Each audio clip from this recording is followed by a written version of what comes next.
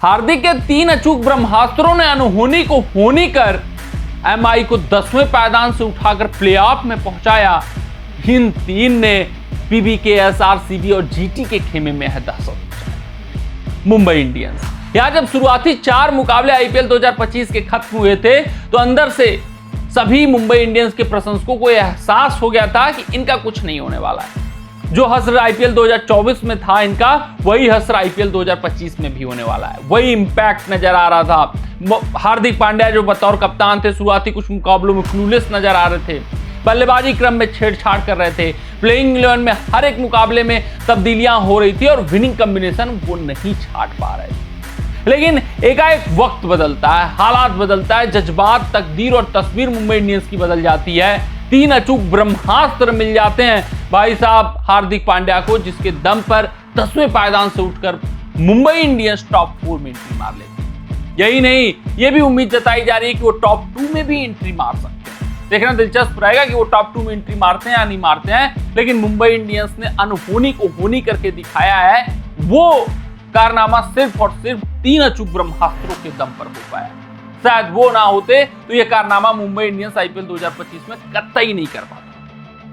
अगर हम बात करें सबसे पहले और सबसे बड़े और सबसे दिग्गज खिलाड़ी की, जो आईपीएल 2025 में समा बटोर चुके हैं, जिनका रिवाइवल आईपीएल 2025 में हुआ है, वो है सूर्य कुमार यादव। हाँ, Surya Kumar Yadav the greatest T20 cricketer of Indian team आप कर सकते हैं। सिर्फ इंडियन टीम ही क्यों कहें, इस वक्त विश्व क्रिकेट में सबसे बेहतरीन अगर T20 क्रिकेट कोई खेलता है, निरंतर रूप से इस वक्त कोई बल्लेबाजी करता हुआ, स्कोर करता हुआ T20 फॉर्मेट में दिखता है, जो सिर्फ और सिर्फ पावर हिटिंग नहीं बल्कि तकनीकी रूप से सॉलिड हो, इसके अलावा चतुर चालाक तरीके से रन स्कोर करना जानता हो, वो सूर्य कुमार यादव। इनसे बेहतर कोई T20 फॉर्मेट को खेलता हुआ न डिकोड करता हुआ आज तक के इतिहास में मिला है।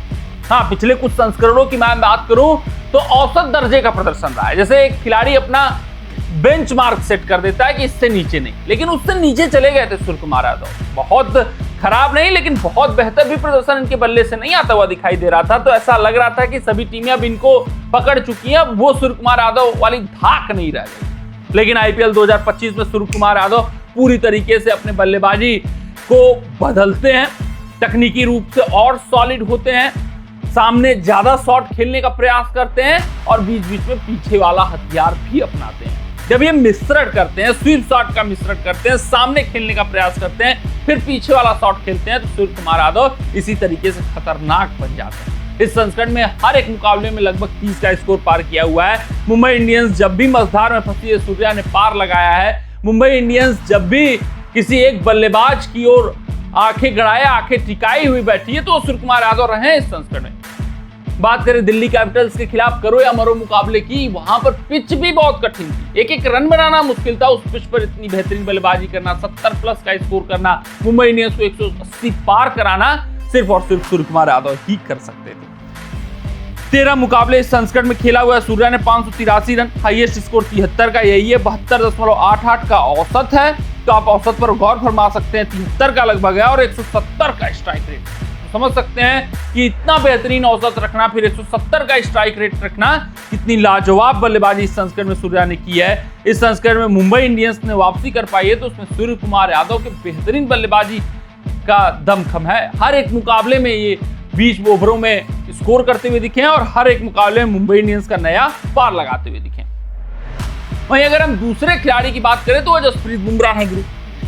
जसप्रीत बुमराह के बिना कुछ नहीं होने वाला, ये बैकबोन है मुंबई इंडियंस के। शुरुआती 4 मुकाबले जसप्रीत बुमराह नहीं खेले तो 3 मुंबई हारी थी, 1 जीती थी।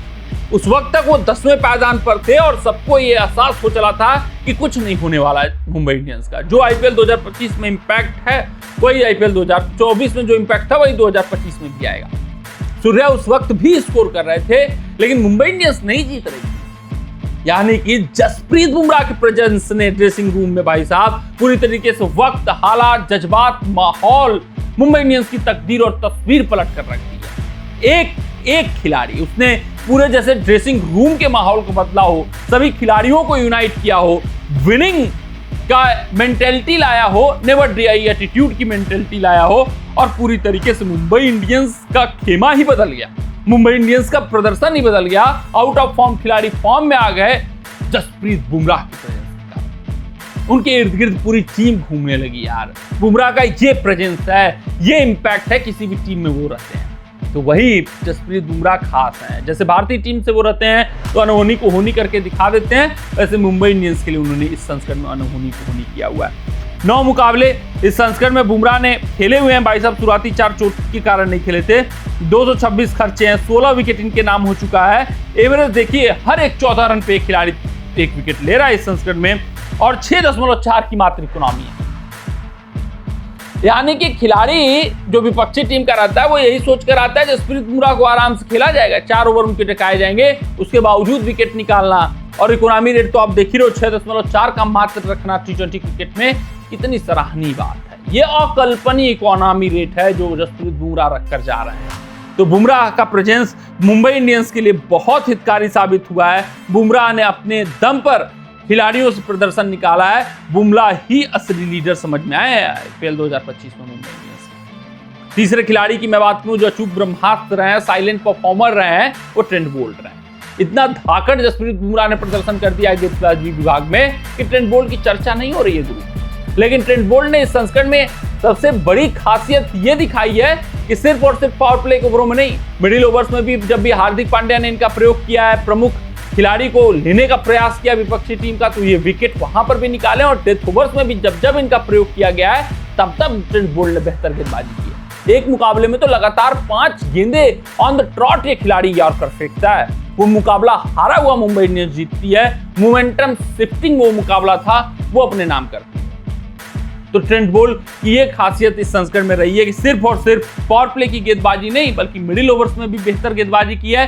डेथ ओवर्स में जसप्रीत बुमराह का बेहतर साथ निभाया है, जिस कारण से ये जो गेंदबाजी यूनिट दिखी है मुंबई इंडियंस की, वो थ्रेटनिंग यूनिट दिखी है। अगर मैं बात करूं मुंबई इंडियंस ट्रेंट बोल्ट की गेंदबाजी की, 13 मुकाबले खेले हुए हैं, 19 विकेट इनके नाम है, 20.37। तो 14। अब जसप्रीत बुमराह अलग लेवल के गेंदबाज हैं यार, लेकिन 20.37 का औसत रखना अपने आप में बड़ी बात है। इकोनॉमी रेट थोड़ा सा बुमराह से खर्चीले 8.38, लेकिन ठीक ठाक इकोनॉमी रेट। तो आप समझ सकते हैं कि कितना बेहतर ट्रेंट बोल्ट और जसप्रीत बुमराह की जोड़ी रही है इस संस्करण में। मुंबई इंडियंस के लिए अनहोनी को होनी करके दिखाया, 10वें पायदान से उठाकर मुंबई इंडियंस को प्लेऑफ में पहुंचाया। इन 3 के खिलाफ रणनीतियां बन रही होंगी इस वक्त RCB, GT और PBKS खेमे में।